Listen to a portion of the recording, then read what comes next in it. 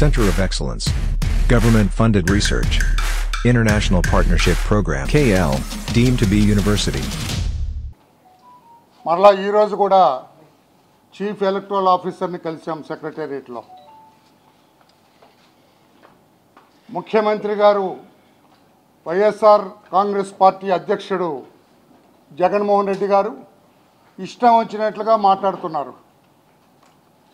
మా పార్టీ అధినేత నారా చంద్రబాబు నాయుడు గారిని, మా పార్టీని నోటికొచ్చినట్లుగా వ్రాయనలవగాని చెప్పనలవగాని భాషతో మాట్లాడుతూ వ్యక్తిగతంగా కించపరుస్తూ ఇష్టం వచ్చినట్లుగా మాట్లాడుతున్నారు.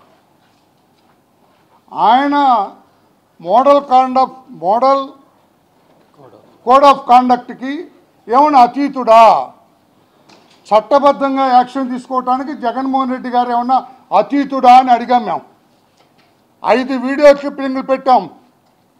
ఈ వీడియో క్లిప్పింగ్లు మీరు చూడండి. వీడియోల్లో ఆయన ఏం మాట్లాడుతున్నారో చూడండి.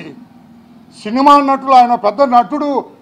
మీనా గారు మీకు తెలుసో లేదో, జగన్మోహన్ రెడ్డి గారు పెద్ద ఆర్టిస్ట్, ఆయన పెద్ద నటుడు. ఆయన మనం చాలా సందర్భాలను చూసాం. వాళ్ళ బాబాయిని నరికి చంపిన మొట్టమొదటి రోజు నుంచి కూడా ఆయన పెద్ద నటుడుగా మంచి గుర్తింపు పొందిన వ్యక్తి మన గౌరవ ముఖ్యమంత్రి గారు. సినిమాల నటులను కూడా ఆయన అనుకరిస్తూ మాట్లాడుతున్నారు పొలిటికల్ వేదికల మీద. మీరు ఎందుకు చర్యలు తీసుకోరని చెప్పి అడగటం జరిగింది. తప్పకుండా కమిటీకి చెప్పాను. నేను కూడా చూస్తాను ఆ వీడియోలు. ఏమాత్రం డెరగేటర్ ఉన్నా తప్పకుండా చర్యలు తీసుకుంటామని చెప్పడం జరిగింది. ఆయన బొత్స సత్యనారాయణ గారు గౌరవ మంత్రి గారు, ఆయన శ్రీమతి గారు కూడా పార్లమెంటుకు పోటీ చేస్తున్నారు విశాఖపట్నం నుంచి. కానీ ప్రభుత్వ గెస్ట్ హౌస్లు వాడటానికి లేదు, ప్రభుత్వ కార్యాలయాలు వాడటానికి లేదు. అది ఆయనకి తెలుసు. సీనియర్ నాయకుడు ఎప్పటి నుంచో పోటీ చేస్తున్నాడు. అరే, విశాఖపట్నంలో ఎట్లా వాడుతున్నారు మీరు గెస్ట్ హౌస్? మీరు గెస్ట్ హౌస్లో మీటింగ్ ఎట్లా పెడతారు? మీ మీటింగ్కి ఎన్ని కార్లు వచ్చినాయి? ఎంతమంది నాయకులు వచ్చారు? ఎన్ని గంటలు మీటింగ్ పెట్టారు? చర్యలు ఉండవా? ప్రభుత్వ కార్యాలయాన్ని వాడుకోవచ్చా? ప్రభుత్వ కార్లు వాడుకోవచ్చా? గంటల తరబడి సెక్యూరిటీ వెహికల్స్ అన్ని ఆయన కోసం పడిగాపులు కాయాలా అని రుజువులతో సహా యాక్షన్ తీసుకోమని చెప్పి వెంటనే బొత్స సత్యనారాయణ గారికి, ఆయన శ్రీమతి ఝాన్సీ గారికి నోటీసులు ఇవ్వమని చెప్పి కూడా ఇక్కడ ఇవ్వటం జరిగింది. నిన్న డీజీపీ గారిని కలిసాను నేను, పెద్దలు మా దేవినేని ఉమామేశ్వరరావు. మా క్యాండిడేట్లందరి మీద ఏ జిల్లాలో ఏ పోలీస్ స్టేషన్లో ఎన్ని కేసులు ఉన్నాయో మాకు తెలియచేయండి అని అడిగాం.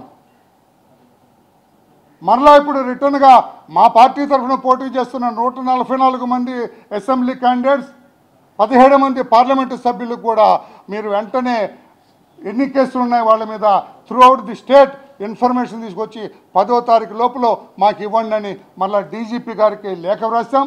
అది మెయిల్లో పంపించాం. ఒక కాపీ ఇప్పుడు సిఓ గారికి ఇచ్చాం. సిఓ గారికి ఎందుకు ఇచ్చామంటే చంద్రబాబు నాయుడు గారు ఆయన మీద ఉన్న కేసులు చెప్పండి అని 10 రోజుల క్రితం లెటర్ రాస్తే 26 జిల్లాల్లో 13 జిల్లాల్లో వచ్చింది.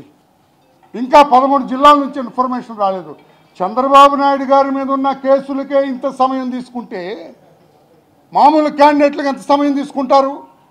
మీ ఆర్గనైజేషన్ ఎలా పనిచేస్తుందో తెలిసిందని కూడా డీజీ నుంచి అడగటం జరిగింది. సిఓ గారికి కూడా చెప్పాం. అందరి గురించి వెంటనే సమాచారాన్ని మాకు అందించమని చెప్పి కూడా 10వ తారీఖు లోపల ఆ లెటర్ ఇవ్వటం జరిగింది. తర్వాత ఈ పెన్షన్స్ రాని దానికి కూడా చంద్రబాబే కారణం. ప్లీజ్ కొంచెం సౌండ్ తగ్గించాయా పోలీస్ ఆఫీసర్?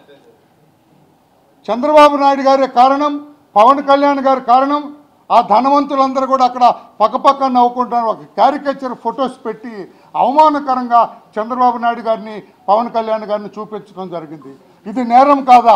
మోడల్ కాండక్ట్ వ్యతిరేకం కాదా? అందుకనే వైఎస్ఆర్సీపీ పార్టీ అధ్యక్షుడైన జగన్మోహన్ రెడ్డి గారి మీద కేసు రిజిస్టర్ చేయండి. ముఖ్యమంత్రి అవ్వచ్చు ఆయన.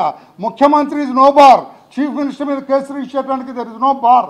మీరు కేసు రిజిస్టర్ చేయండి, చట్టబద్ధంగా చర్యలు తీసుకోమని చెప్పి కూడా కోరటం జరిగింది. అవన్నీ విన్నారు ఆయన. తప్పకుండా చట్టబద్ధంగా యాక్షన్ తీసుకుంటామని కూడా వారు చెప్పడం జరిగింది. రఘురామరెడ్డి గారు, వెంకటరామరెడ్డి గారు గౌరవ సెక్రటేరియట్ ఎంప్లాయీస్కి అధ్యక్షుడు. ఎన్ని కంప్లైంట్లు ఇచ్చాం మీకు? ఆయనతో పాటు ప్రచారం చేసిన ఆర్టీసీ ఎంప్లాయీస్ని సస్పెండ్ చేశారు. ఈయన ఎందుకు చేయరు? ఈయన జగన్మోహన్ రెడ్డి గారికి దగ్గర అయితే ఏమన్నా అతీతుడా, చట్టాలకు అతీతుడా ఇతను? లేకపోతే సెక్రటేరియట్ ఎంప్లాయీస్ అధ్యక్షుడు కాబట్టి ఏమన్నా చట్టం ఏమైనా రక్షణ ఉందా? లేదే.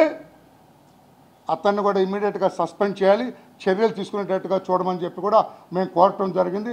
అన్నింటికీ తలూపారు, తప్పకుండా యాక్షన్ తీసుకుంటారని చెప్పారు. కనుక అయ్యా ముఖ్యమంత్రి గారు, చట్టబద్ధంగా న్యాయబద్ధంగా మోడల్ కోడ్ ఆఫ్ కాండక్ట్ అనుగుణంగా మనం ఎన్నికల్లో ఫైట్ చేద్దాం. దొడ్డిదారిని గెలవాలని ప్రయత్నాలు చేయకండి, పోలీసును ఉపయోగించుకొని గెలవాలని ప్రయత్నాలు చేయకండి. ఫెయిర్గా గేమ్ ఇద్దరికి సమమైన గ్రౌండ్ ఉండాలా, ఇద్దరు ఆడటానికి ఈక్వల్ గ్రౌండ్ ఉండాలా. ఈ ఎన్నికల ఆట ఆడటానికి తెలుగుదేశం పార్టీ ప్రతిపక్షాలు కానీ అధికార పక్షం కానీ ఆడటానికి ఈక్వల్ గ్రౌండ్ ఉండేటట్లుగా చూడాలని చెప్పి కూడా కోరటం జరిగింది. తప్పకుండా చేస్తూ ఉన్నారు. ముఖ్యమంత్రి గారు దొడ్డిదారిని గెలవటానికి ప్రయత్నాలు చేయకండి, ఫెయిర్గా ప్రజాక్షేత్రంలోకి వెళ్దాం. మిమ్మల్ని ఇష్టపడతారా మమ్మల్ని ఇష్టపడతారా ప్రజలు తేల్చుకుందాం. ప్రజలే న్యాయ నిర్ణేతలు, అంతేగాని అవినీతి సొమ్ము ఖర్చు పెట్టి దొడ్డిదారిని గెలవాలని ప్రయత్నం చేయకండి అని చెప్పి కూడా ముఖ్యమంత్రి గారికి ఆయనకి హెచ్చరిక చేస్తున్నాం. మరిన్ని వీడియోస్ కోసం ఛానల్ ని సబ్స్క్రైబ్ చేయండి, లేటెస్ట్ అప్డేట్స్ కోసం వాట్సాప్ ఛానల్ ని ఫాలో చేయండి అండ్ లింక్ డిస్క్రిప్షన్ లో ఉంది.